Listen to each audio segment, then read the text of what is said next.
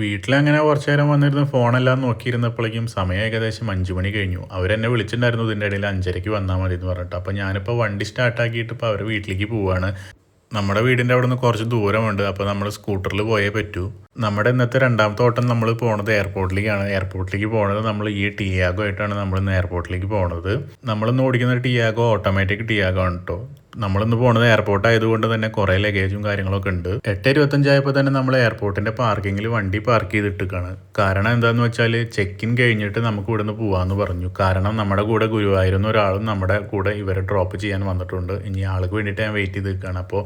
ഇപ്പോൾ ഗൾഫിൽ പോകുന്ന ആളുടെ വിളി വന്നിട്ട് ചെക്കിങ്ങും കാര്യങ്ങളൊക്കെ കംപ്ലീറ്റ് ആയിട്ട് വേണം നമുക്ക് ഇവിടുന്ന് പോകാൻ.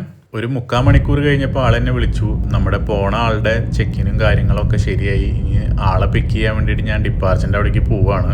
അങ്ങനെ അവിടെ നിന്ന് ആളെ പിക്ക് ചെയ്തിട്ട് നമ്മൾ മിൻസ ഫുഡ് മാള് കൊരട്ടിയിലുള്ള ഹോട്ടലിലാണ് നമ്മൾ കയറിയത്. അപ്പോൾ ആൾ തിരിച്ചു വരുമ്പോൾ പറഞ്ഞു നമുക്ക് ഭക്ഷണം കഴിച്ചിട്ട് പോവാം. അപ്പോൾ നമ്മൾ ഇവിടെ നിന്നാണ് ഇന്ന് ഭക്ഷണം കഴിച്ചതൊക്കെ.